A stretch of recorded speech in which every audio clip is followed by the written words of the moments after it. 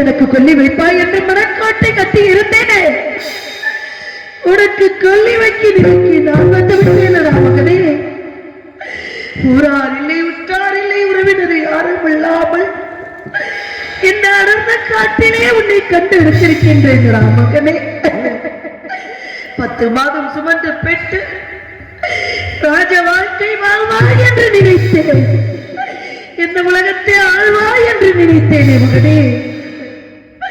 அந்த கொடியை நாக உன்னை கொட்டி விட்டதா? இந்த தாயை விட்டு போக போகிறாய். மறுபடியும் உன்னை நான் எப்ப பார்ப்பேன் மகனே? ஏடிக்காமல் எறும்பு அடிக்காமல் 10 மாதம் இந்த தாய் உன்னை எப்படியெல்லாம் சுமந்து பெற்றே. என்னாருயிரே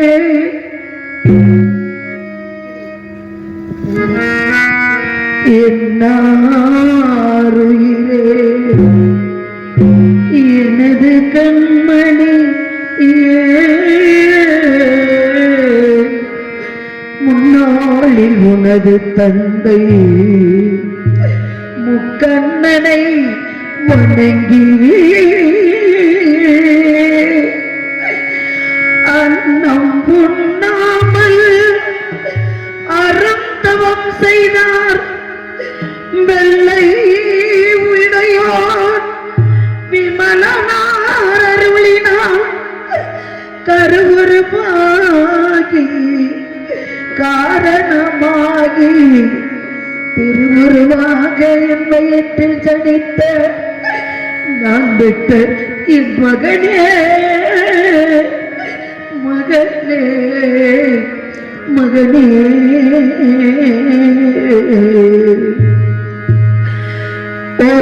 மாதம்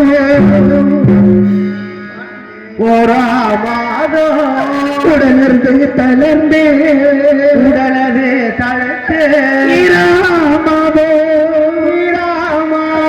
இடையது மெலிந்து மூன்றாம் மாதம் முகமெல்லாம் வெளுத்து நான்காம் மாதம் நழுவிய மசத்தை நறுகியவற்றது நன்மணிகள் மலர மலர மலர. 5ஆம் மாதம் அங்கமெல்லாம் தங்கம் 6ஆம் மாதம் அடிவயிர் தனித்து 7ஆம் மாதம் இடையது மெலிந்து 8ஆம் மாதம் திட்டமாய் உனது மாமன்மார்கள் இருவரிசை தாளெடுத்த 9ஆம் மாதம் ஓலை போல் சுருண்டு உழவி நடந்து 10ஆம் மாதம் பால்மகிழ் சுரக்க பழகா உன்னை பெற்று என்ன பாபுக்கே பழு கொடுத்தே. 10 மாதம் சுமந்து பெற்று அந்த கொடிய நாகத்துக்கு பழி கொடுத்து விட்டேன். கானகம் சென்றாய், தெப்பை சேகரித்து வருவாய் என்று மனக்கொட்டி கட்டியிருந்தேன். பாம்பு கடித்து இறந்து கானகத்திலே கிடக்கின்றான். குழந்தை மேலே ஏங்கலைகளை போட்டு மூடி பெரும் பாறாங்களை வைத்து மூடி வைத்திருக்கின்றோம். கானகம் சென்று மகனை கண்டெடுத்து நல்லடக்கம் செய்து விடுங்கள் மாமி என்று சொன்னார்கள் பக்கத்து வீட்டு குழந்தைகள் என்று சொல்லக்கூடிய அசலாத்து மீட்பர்கள் நான் கண்டேன். ஆனால் நான் சென்று என் பிள்ளையை எடுத்து நல்லடக்கம் செய்ய வேண்டும், உத்தரவு தாருங்கள் சுவாமி என்று கேட்டேன். ஒவ்வொரு வேளையாக என்னை வாங்க சொன்னார்கள், சாடம் கரைத்து போட சொன்னார்கள், 1000 குடம் செலவெடுக்க சொன்னார்கள், வாசத்தளிக்க சொன்னார்கள், வாசல் கூட்ட சொன்னார்கள், கோலம் போட சொன்னார்கள், திருவிளக்கேற்றி வைக்க வேண்டும் என்று சொன்னார்கள். இதெல்லாம் போதாது என்று ஒரு மூடை நெல்ல கொத்த வைத்தார்கள் ஐயா. இந்த வேலையெல்லாம் வாங்கிக் கொண்டு விடுவதற்குள் நீ வரவில்லை என்றால் 1000 பொய் சொல்லிய குற்றத்துக்கு ஆளாகி விடுவாய் என்று என்னை அடிமை கொண்ட வேதியர், நம்மை அடிமை கொண்ட வேதியர் கட்டளை விதித்திருக்கின்றார். மகனே, விடுவதற்குள் நான் கொள்ளி வைத்துவிட்டு இந்த இடத்தை விட்டு இப்பொழுதே நான் விரைவாக ஐயர் அகத்துக்கு செல்ல வேண்டும் மகனே, சத்தியத்தை காக்க வேண்டும் மகனே, கொள்ளி வைக்கவே போறே மகனே, கொள்ளி வைக்க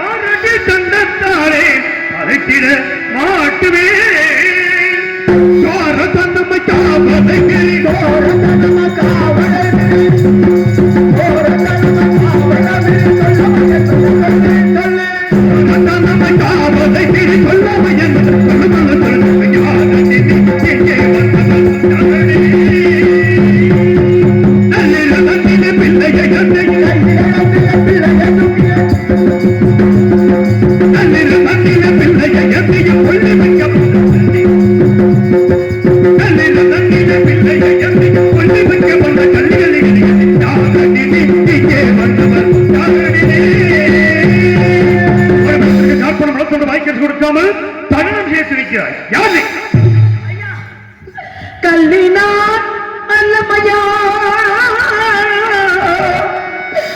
கபடியோ அல்லமையா துள்ளியா பாலங்காட்டிலே தோன்றிய விசத்தால் மாண்டா ஐயா ஐயா ஐயா ஐயா ஐயா நல்லுதனிலே தாங்கி நான் இந்த சுடலை கண்ட கொள்ளியும் வைக்க வந்த கோபத்தை பரப்பீர் போற்றி ஐயா ஐயா ஐயா ஐயா ஐயா கல்லியும் அல்ல கபடியும் அல்ல திருடியும் அல்ல ஐயா. எந்த நோக்கத்துக்காகவும் இந்த இடத்துக்கு வரவில்லை. பாம்பு கடித்து இறந்த மகனை தகவல் செய்ய வந்தேன் ஐயா. ஆனால் இங்கே காவலித்து வந்த என்று கனவிலும் அறிகிறேன் ஐயா.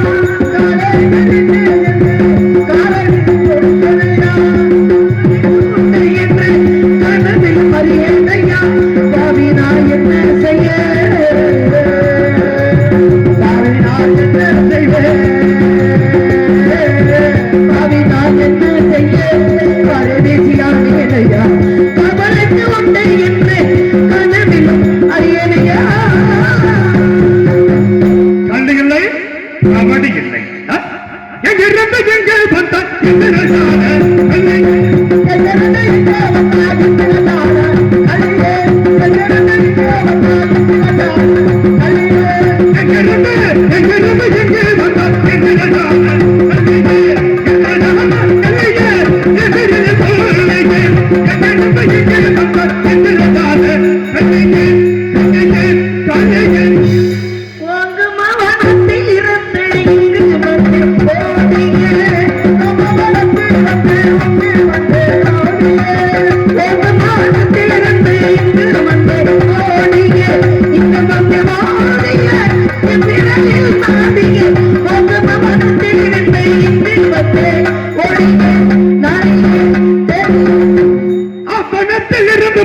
இருந்து வந்து அழகு வந்து இருந்து வந்து அழகு வந்து அழகமான உலகே அலறுவது எங்கே வந்தாய் அருமை மகன் காணகத்தில் அருமத்தின்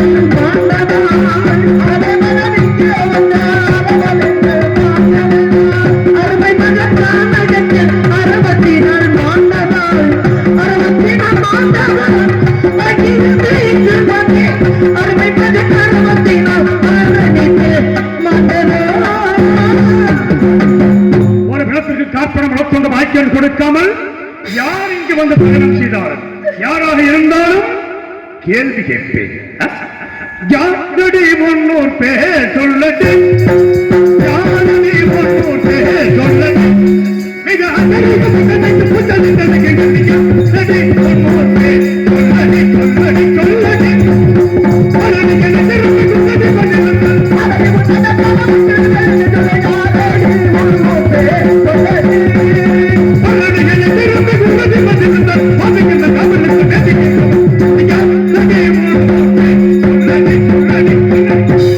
ஐயா, ஒரு பெண் சுடலைக்கு வந்து விட்டாய் என்ற ஒரே காரணத்துக்காக இங்கு ஒரு காவலர் இருப்பார். அவருக்கு காப்பணம் துண்டு தர வேண்டும் என்ற கட்டளை மரியாதவள் ஏதோ தெரிந்தோ தெரியாமல் என்கிட்ட இங்கு வந்து விட்டேன். அதற்காக முன்பின் தெரியாத ஒரு பெண்ணை பார்த்து வாடி என்று போடி என்று வாய்க்கு வந்தபடி எல்லாம் பேசுவது நீதி தவறி பேசாதே.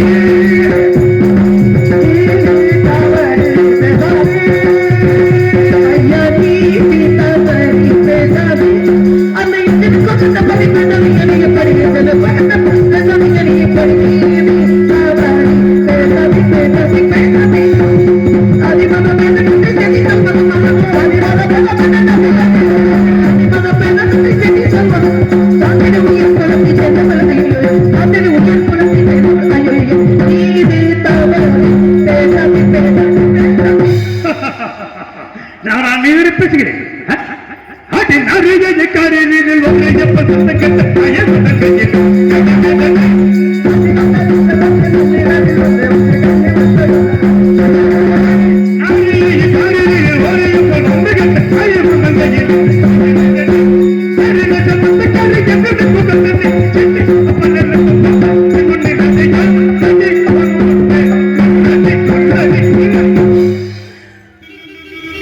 ஐயா, என் பிள்ளையை தவணை செய்ய அனுமதி தாருங்கள். இல்லை என்றால் தாங்களே அனுமதி செய்து விடுங்கள் ஐயா. என் பிள்ளையை தவணை செய்து விடுங்கள் ஐயா. நான் என்ன செய்வேன்? இந்த இடத்துல ஏது கொடுக்க முடியாத பாவியா இருக்கின்றேன். பிள்ளை என்பதை தண்ணீர்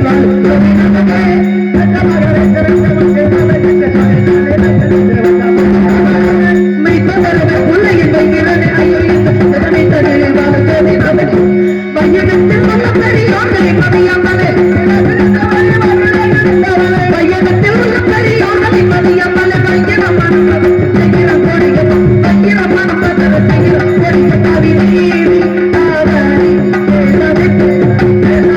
யாரை பார்த்து புனையீர்களே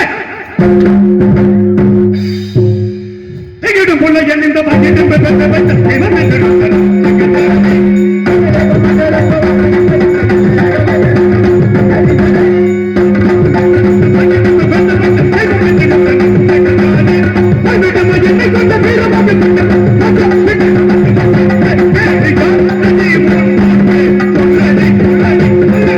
ஒரு படத்திற்கு காற்று மருத்துவ கொடுக்க மக்கள் பணியிலே கபல் தன்னை நாடி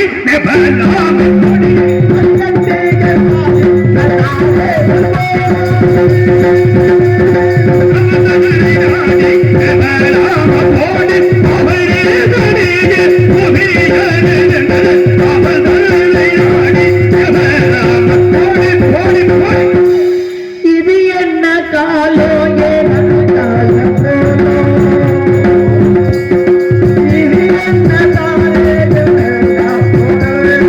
இது என்ன காலோ என காலம்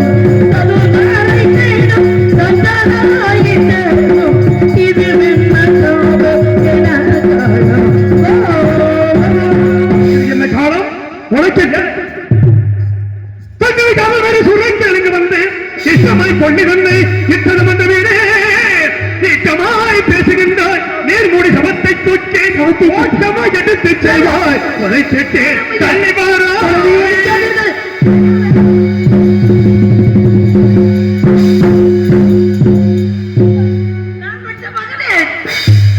உன்னை காலால் எட்டு உரைத்து விட்டான் சதால். என் பிள்ளை அருமை தெரியுமா, பெருமை தெரியுமா, என் குழந்தை எப்பேற்பட்டவன் என்று தெரியுமா? உன்னை காலால் எட்டு உதைத்து விட்டான். அந்த சண்டாளனை மன்னித்து விடுறான் மகனே, அவனை மன்னித்து விடலாம். ஆசை மகன், நேச மகன், பாச மகன், மகனே, ஆசை மகனே, நேச மகனே, ஆசை மகனே, மகனே என்று ஜெகத்தால இருக்கிற சாவாரி விளக்கிய என்னே மகனே மகனே என்று ஜெகத்தால இருக்கிற சாவாரி விளக்கிய என்னே சுகமாக நக்கதை சொல்லி சகல மயக்கின ஜாதிக்கு கைப்படி சாப்பிட்டு கொடியான் என்னறிய தடி தன்னமா பேசுறான் சின்ன மொழி கட்டலாச்சதே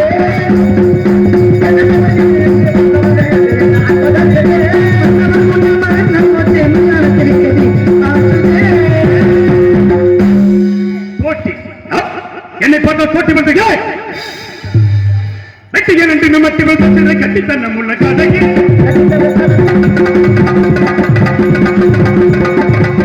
வெட்டியன் என்று நம்மட்டி வந்ததை கட்டித்தன்ன முள்ள கதைக்கு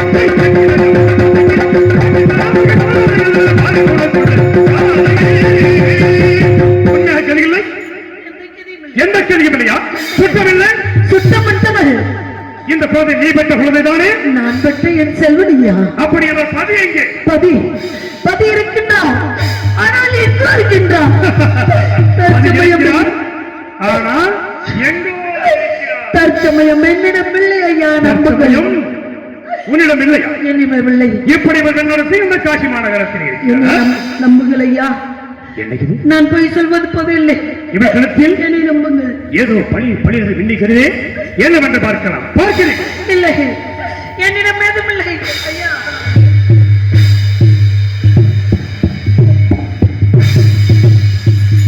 அடி பாவி சண்டாளி, இந்த உலகத்தில் எந்த இடத்திற்கு போனாலும் இதை வைத்து எதன் விலைக்கு வாங்கலாமே.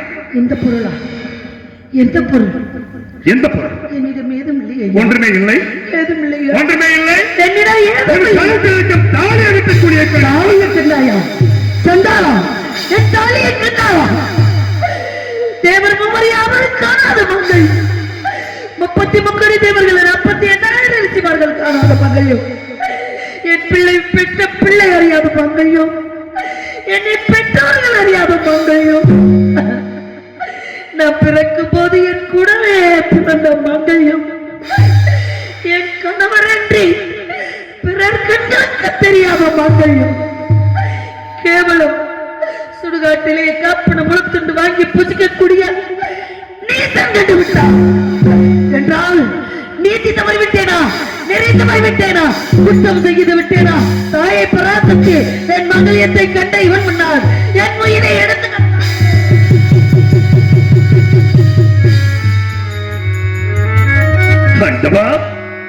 தேவர் மோமரி அவர்களுக்கும் தெரியாத தாலியை கேவலது மயானத்திலே காற்பன வளர்த்துண்டு வாய்க்கடிச்சு வாங்கி பிழைக்கின்ற நீச்சன் கண்டான் என்று நெருப்பில் விழுந்த முழுமாக துடைக்கின்றானே. அப்படி என்றால் இப்பேற்பட்ட நன்மைகள் எல்லாம் தாராவதிக்கு என்னவோ உண்டு. அப்படி என்றால் இவன் என் மனைவி தாராவதியா? இருந்து கிடக்கின்ற குழந்தை என் மகன் ரோகிதாசன் இருக்கார். இதுவும் அந்த விசாரத்தின் சூழ்ச்சியாக இருந்தாலும் இருக்கலாம். இதை விசாரித்து பார்ப்போம். பெண்ணே, மங்கையை உடை மணந்த கணவனல்லாத மற்றொருவர் கண்ணுக்கு தோன்றாத மாங்கல்யத்தை பங்கமுட்ட புலையன் கண்ணில் காணவோ வைத்தான் என்று அங்கம் நொந்து வாடுகின்ற பெண்ணே பெண்ணே பெண்ணே, உன் கணவனது பெயர்தான் என்ன?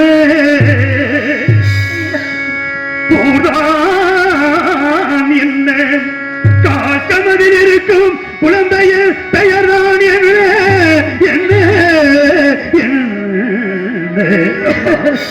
இருக்கிறாயா? எந்த நாட்டை சார்ந்தவர்கள்? இறந்து கிடக்கின்ற குழந்தையா? உன் கணவன் யார்? எனக்கு விவரமாக சொல்லம்மா, எனக்கு விவரமாக சொல். என் இதயமே விடைத்து விட ஐயா, கட்டையில் வைத்த பிணத்தை காலால் எட்டி உதைத்தீர்களே. இப்பொழுது ஒரு குழந்தை இறந்துட்டால், மனிதர்கள் வாழ்ந்து இறந்துட்டால் சென்று வரக்கூடாத இடம் எந்த இடம் தெரியுமா? சுடுகாட்டுக்கு சென்ற பிணம் வீட்டுக்கு வரக்கூடாது ஐயா. ஆனால் என் பிள்ளை சுடுகாட்டுக்கு வந்த பிறகும் அந்த குழந்தை என்று கூட பாராமல் காலால் எடுத்தத்தில் என்று ஒரு கேட்டி உழைத்தீர்களே. இவ இரக்கமற்றவனே, இப்பொழுது ஊர் என்ன பேர் என்ன என்று கேட்கிறாயே. நான் எந்த ஊரையா சொல்ல, எந்த ஊரை சொல்ல? என் ஊர் தெரிய வேண்டுமா? என் உலகம் தெரிய வேண்டுமா? நான் யார் என்று தெரிய வேண்டுமா? சொல்ல வேண்டிய கட்டாயத்தில் இருந்து கொண்டிருக்கின்றேன். நான் யார் என்று தெரிந்த பிறகாவது நான் பெற்ற மகனை தகன செய்ய அனுமதி தருவீர்கள் என்ற ஒரே நம்பிக்கையோடு சொல்கிறேன் ஐயா. கேளுங்கள் ஐயா, கேளுங்கள்.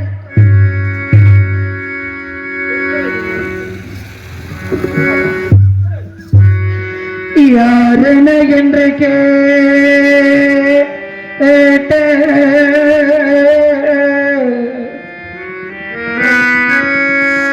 யாரென என்று கேட்ட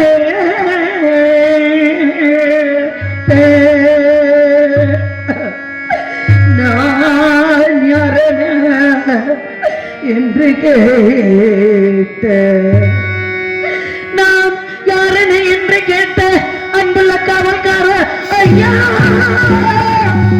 நான் யாரென என்று கேட்ட அன்புள்ள காவல்கார ஐயா, ஐயா, நான் யார் என்று தெரிய வேண்டுமா? என் குழந்தை யார் என்று தெரிய வேண்டுமா? சொல்கிறேன் ஐயா. இந்த பெண்கள் உலகத்தில் வாழ பிறந்தவளையா. நான் பெற்ற மகன், என் ஆசை மகன், என் நேச மகன், இந்த உலகத்தை ஆள பிறந்தவளையா. என் தந்தையோ கண்ணமாபுரியின் அரசன், இவன் தந்தையோ அயோத்திக்கு அரசனையா. அயோத்திக்கு அரசன், இதுதான் என் விவரம்.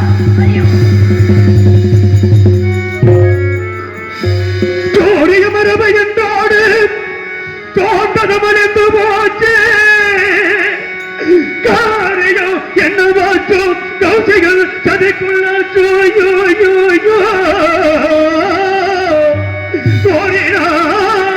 பெற்ற பாலுவே கோரினார், பெற்ற பாலுவே இந்த குவளையும் ஆண்டிடாமே. காரிகள் காட்டில் பாம்பு கடித்துமே இறக்கிறான மகனே, மகனே, மகனே.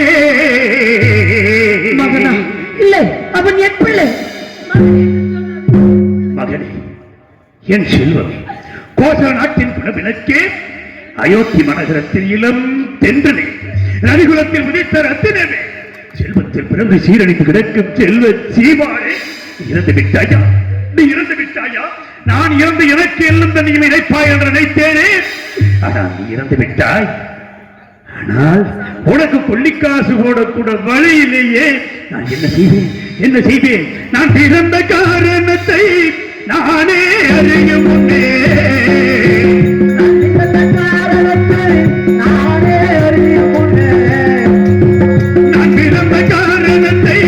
நானே அறியும் முன்னே, இங்கு வந்து ஏன் பிறந்தாய் செல்வ மகனே, ஏன் பிறந்தாய் மகனே, ஏன் பிறந்தாயோ? இல்லை ஒரு பிள்ளை என்று எங்குமோ பலர் இருக்கே, இல்லை ஒரு பிள்ளை என்று எங்குமோ பலர் இருக்க, இல்லை ஒரு பிள்ளை என்று எங்குமோ பலர் இருக்க, இங்கு வந்து ஏன் பிறந்தாய் செல்வ மகனே, ஏன் பிறந்தாய் மகனே, ஏன் பிறந்தாயோ?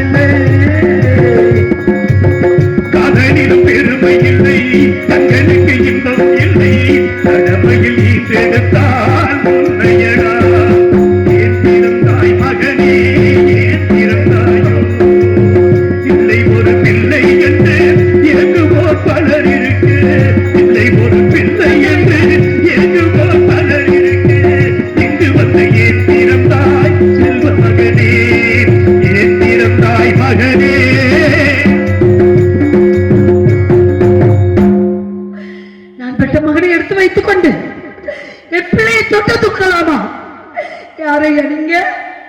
என் பிள்ளை எடுத்து வைத்து மகனே மகனே என்று அழலாமா? இந்த ஒரு உலக ஒரு பெண்மணியை என்ன பேசும் ஐயா? யாரை அணிங்க? என் பிள்ளை எடுத்து மகன் என்று அழுகிறீர்களே, உங்க வாழ்க்கையில மீது இது நடந்து விட்டதா? ஆனால் இந்த குரலை நான் எங்கே கேட்டது போன்று இருக்கின்றது. இந்த இருட்டு சாம வேளையிலே தங்கள் முக கூட எனக்கு தெரியவில்லை. யார் என்று சொல்லிவிடுங்கள் ஐயா. என் உயிர் போகிறதுக்குள்ளே யார் என்று சொல்லிவிடுங்கள், சொல்லிவிடுங்கள் ஐயா. என்னையா யார் என்று கேட்கிறாய்? நீயா யார் என்று கேட்கிறாய்? என்னையா யார் என்று கேட்கிறாய்? என்னை தெரியவில்லை, என்னை தெரியவில்லை, என்னை தெரியவில்லை. எல்லோரும் உன்னை சந்திரன் என்று அழைப்பார்கள் அல்லவா? நான் உன்னை எப்படி அழைப்பேன் தெரியுமா? எப்படி? தாராவதி. தாராவதி, தாராவதி, தாராவதி. எப்படி என்றால் என் சாமியா? சாமியா?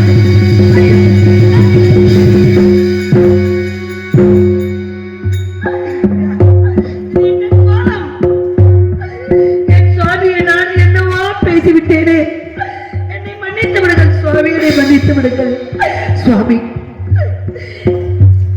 மகன் இறந்து விட்டார், அவனை எடுத்து நல்லடக்கம் செய்ய வேண்டும் என்று கேட்டப்போ, காடுகள் செல்லக்கூடிய உனக்கு, சுடுகாடு செல்லக்கூடிய உனக்கு எதற்கடி காவி உடை என்று அடிமை கொண்ட வேதியர் கருப்பு உடை கொடுத்தார்.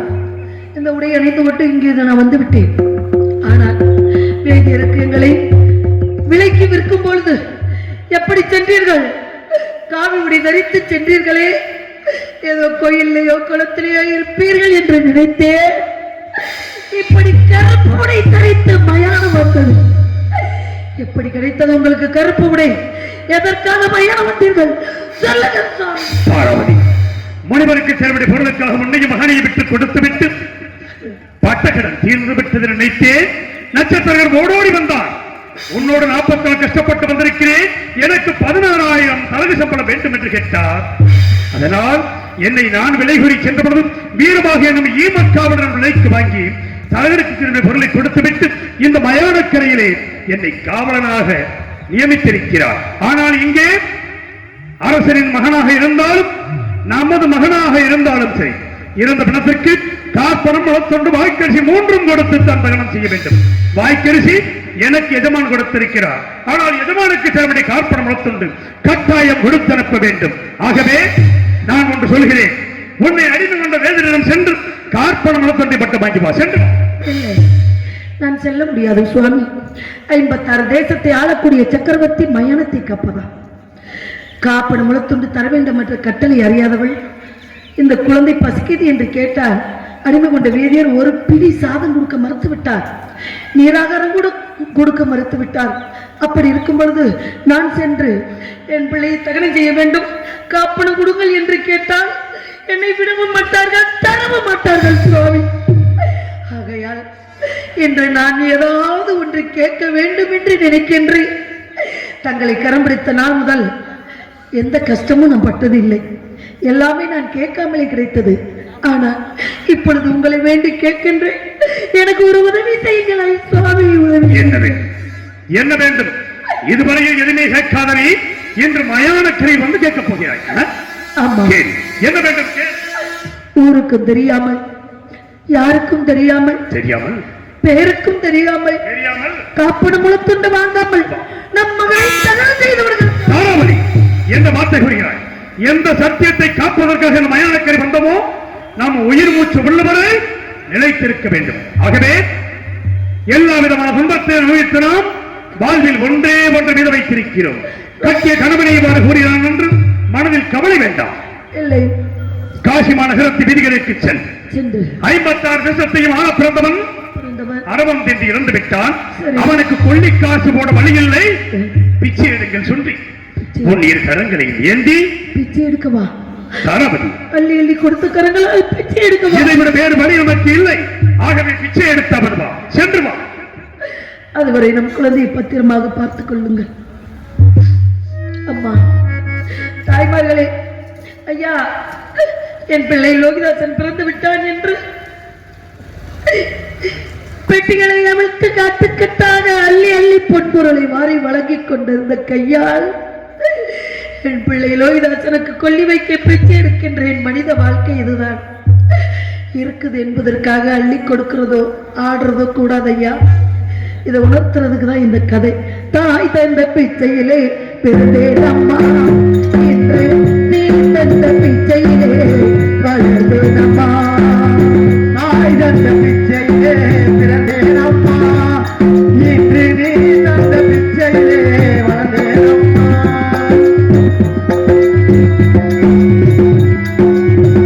ஏன் இந்த வாழ்க்கை என்று அறியேனம்மா,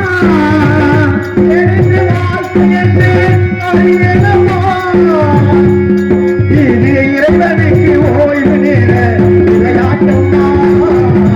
ஏன் இந்த வாழ்க்கை என்று அறிவேனம்மா, இறைவனுக்கு ஓய்வு நேர விளையாட்டம்மா. தாய் தந்த பிச்சையிலே இருந்தேனம்மா, இன்று நீங்கள் பெரும் பிச்சையிலே வளர்ந்தேனம்மா.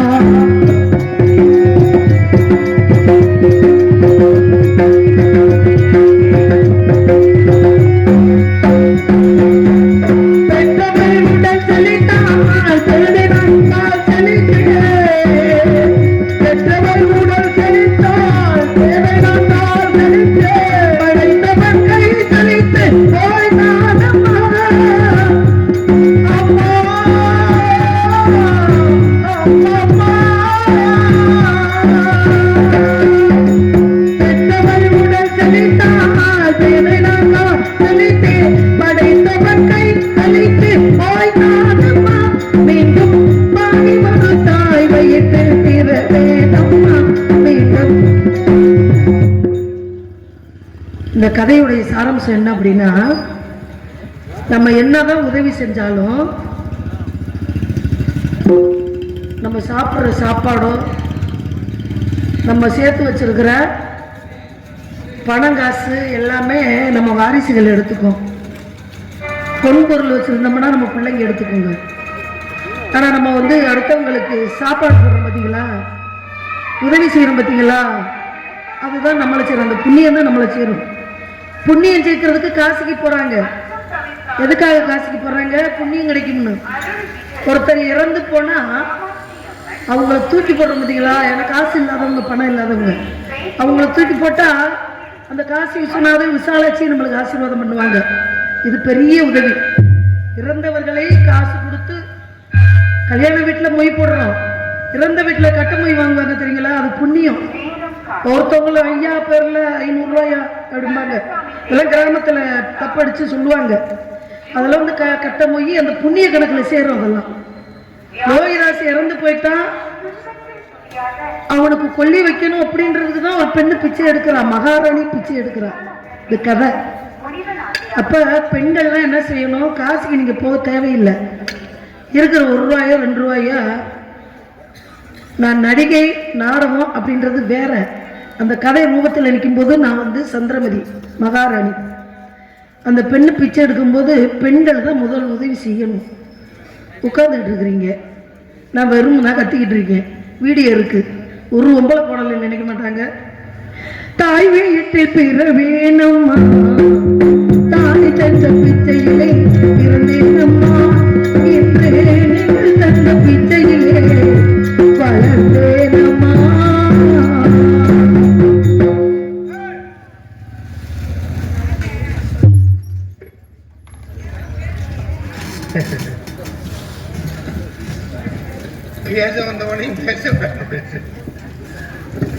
என்ன உனக்கு பிரச்சனை? வேற ஒண்ணும் இல்ல, பிச்சைக்கார தலைவர் அவனுக்கு கொடுங்க.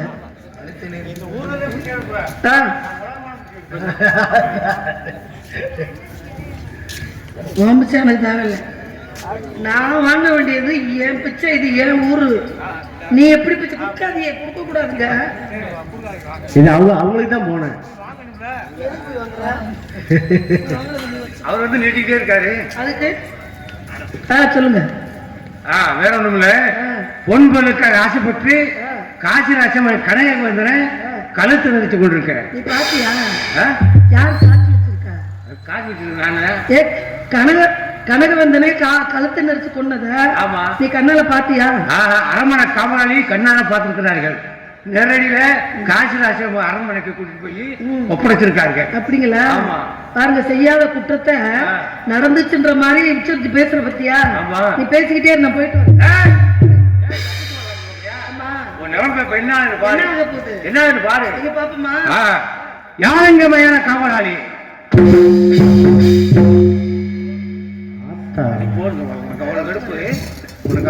யார் நீ? எதற்காக கூப்பிட்டார்? வேறொன்றுமில்லை, ஒரு பெண்ணை கொலை செய்ய வேண்டும். பெண்ணை கொலை செய்ய வேண்டும். பெண்ணை கொலை செய்ய வேண்டும். எதற்காக? எதற்காண்டா அதான் பொருளுக்காக ஆசைப்பட்டு காசிராசன் கனகவந்தனை கழுத்து நிறுத்தி கொண்டிருக்கிறார். சரி, ஆகையால் கொலை செய்ய வேண்டும் நான் சொல்லல, உங்க எஜமான வீரபாகு உத்தரவு. என் எஜமான வீரமாக கொலை செய்ய சொன்னார். அதற்கு ஆதாரம் இந்த எழுதியிருக்கு பாருங்க, படித்து பார்த்து கொலை செய்ய வேண்டும். கொடுவாளை பிடிக்கோடு.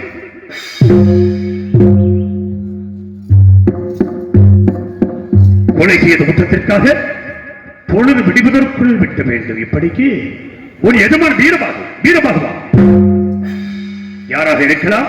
யார் என்று பார்க்க நீயா கொலை செய்தாய்? பிச்சை எடுத்துக் கொண்டிருந்தேன். யாரோ ஒரு குழந்தை இறந்து கிடந்தது. யார் பெற்ற பிள்ளையோ, பெற்றவள் எப்படியெல்லாம் துடிப்பாளோ என்று தாய் உள்ளத்தோடு எடுத்து வைத்தாளதே. அந்த குழந்தையை நான் கொன்றேன், குற்றவாளி என்று கொண்டு வந்து நிறுத்தி விட்டார்களே. நான் கொலை செய்பவளா, குற்றவாளியா? சொல்லுங்கள் சுவாமி, நீங்கள் சொல்லுங்கள். நீ தவறு செய்வதற்கு நன்றாக தெரியும். இருந்தாலும் எஜமான் வெட்ட சொல்லியிருக்கிறார். ஆனால் உன்னை நான் எப்படி வெட்டு? எப்படி வெட்டுவதா? என்னை வெட்டி சத்தியத்தை காத்து விடுங்கள். உன்னை வெட்டவா? நாடு நகரங்கள் போய் விட்டது கவலைப்படவில்லை. பெற்ற மகன் இறந்து விட்டான். நீயாவது என்னோட இறுதி வரை இருப்பாய் என்று நினைத்தேன். ஆனால் நீயும் என்னை விட்டு போக துணிந்து விட்டாயா? மன்னக்கிளியே இங்கு தன்னந்தனியே என்னை விட்டு விட்டு போக சம்மதமோ? மன்னக்கிளியே இங்கு தன்னந்தனியே என்னை விட்டு விட்டு போக சம்மதமோ? விட்டு விட்டு போக சம்மதமோ? ஆதி வண்ணக்கிளியே என்னை தன்னந்தனியாக விட்டு விட்டு போக சம்மதமோ? சிரித்தாய் சிரித்து அதனால் தொடித்தே வாழ்ந்திடும் சொந்தங்கள் நாம் அடைந்தோம். இசையோ இணைந்தோம், இசையோ கலந்தோம், இசையோ இணைந்தோம், இசையோ கலந்தோம். ஈருடல் கொண்டென்று நாம் இருந்தோம். இந்த வண்ணக்கிளியே உண்மையை தன்னடியே என்றும் விட்டு விட்டு போக என்னிடமோ? விளக்கே திகையும் இலக்கே அச்சனையே வாரத்தி எனக்கு எனதாவேதோ அது ஒரு பாதம் இறைவதி சங்கீதம் நானும் அடி மனக்கிளியே தன்னந்தனியே என்னை விட்டு விட்டு போக சம்மதமோ? விட்டு விட்டு போக சம்மதமோ?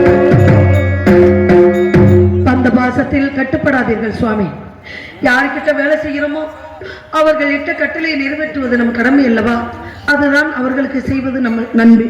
ஆகையினால் இந்த இடத்திலே என்னை வெட்டி தங்கள் எஜமானின் கட்டளையை நிறைவேற்றி சத்தியத்தை காத்து விடுங்கள் சுவாமி. தாராபதி, மனைவி எங்கப்படும் பந்த பாசத்தில் அகப்பட்டு விட்டேன். இருந்தால் எஜமானின் கட்டளையை நிறைவேற்றியாக வேண்டும். சென்றார்கள்.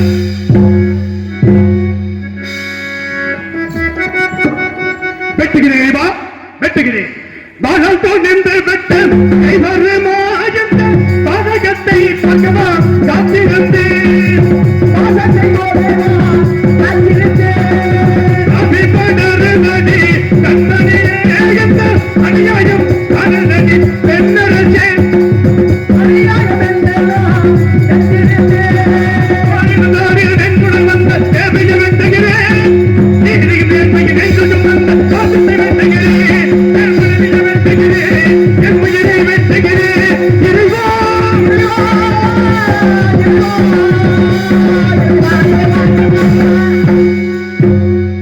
தாராபதி, என் மனதில் நாம் கட்டுப்படுத்தி என்னை கொலை செய்ய போகப்படுது மலர் மாலை வந்து தடுக்கிறதே. சாவதற்கு அஞ்சு விட்டாயா? நான் சாவதற்கு அஞ்சுவதா? இல்லை சுவாமி. மறுபிறவி ஒன்று இருந்தால் தங்களுக்கே மனைவியாக நான் வர வேண்டும். நம் இருவருக்கும் லோகிதாசன் மகனாக பிறக்க வேண்டும். தாங்கள் எப்போதும் போல இந்த மக்களுக்கு தலைவனாக இருந்து அவர்களுக்கு தொண்டு புரிய வேண்டும் என்று நினைத்தேன். பெண்ணுக்கானே சில சஞ்சலப்பட்டு விட்டேன். மன்னித்து விடுங்க சுவாமி, மன்னித்து விடுங்க. தாராபதி, இந்த பிறவியில் என்னை அளந்து நீப்பட்ட துன்பங்கள் போதாது, பிரமாத பலம் வேண்டும் என்று வேண்டிக் கொண்டு மீண்டும் சென்று அமரும். அப்படியாகட்டும். இறைவா, ஹரிச்சந்திரன் மனைவி என்றால் வெட்டுகிறானா அல்லது வெட்டு விடுவானா என்று என்னை சோதனை செய்து பார்க்கிறாய். வெட்டத்தான் போகிறேன், வெட்டொன்றையில் உண்டாக போகிறான். இருந்து வருகின்ற ஒவ்வொரு இடத்தமும் கட்டிய மனைவியை கொண்ட பாவி என்று இந்த உலகமெல்லாம் என்னை பழித்து பேசப் போகிறதே. அந்த அரும்பெரும் காட்சியை நீ காண வேண்டாமா? என் மீது கருணை இருப்பது உண்மை என்றால் என் கண்ணதிலே தோன்ற வேண்டும். நாங்கள் அந்த சத்தியம் நிலைத்திருக்க வேண்டும். சத்தியமே ஜெயம், சத்தியமே ஜெயம், சத்தியமே. மனைவிய வெட்ட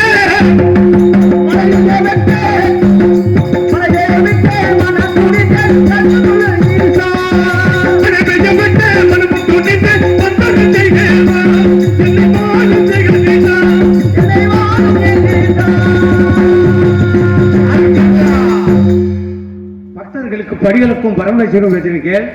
தெய்வேந்திர சபையில் நடந்த வாக்குவாதமாம் என்னுடைய சத்திய சோதனை நாடகம் நீயே சத்தியத்தை கடைபிடித்தாய். ஆஹா, 56 நாட்டை நீயே அரசாட்சி கொள்வாங்க. அப்படியாகட்டும் சுவாமி. எடுத்தந்தானடி தில்லையிலே அதை பாடபந்தேன் அவள் எல்லையிலே. இறைவனை நாட எல்லிசை பாட அரணி போடோ திருநெறி போட ஆடுகின்றானடி தில்லையிலே.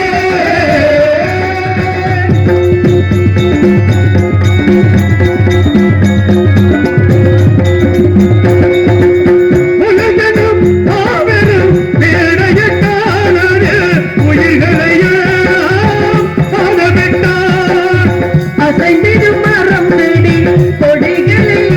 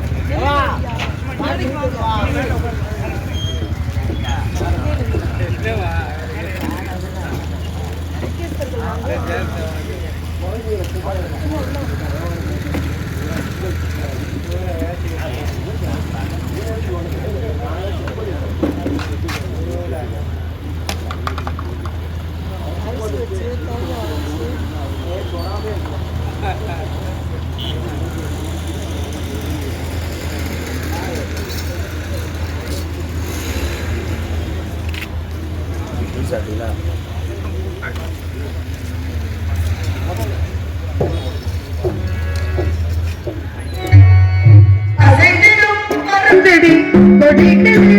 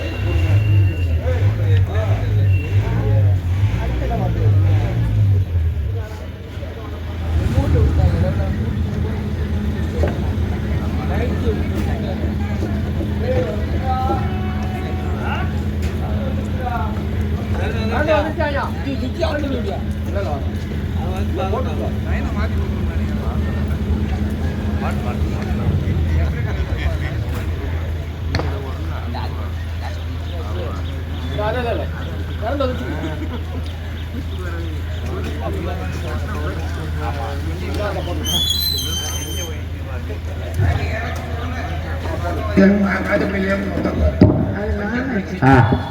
உலகென மாபெரும் தந்தையும் தாயும் போல வந்திருப்பார் தந்தையும் தாயும் அவனுக்கில்லை. ஆனால்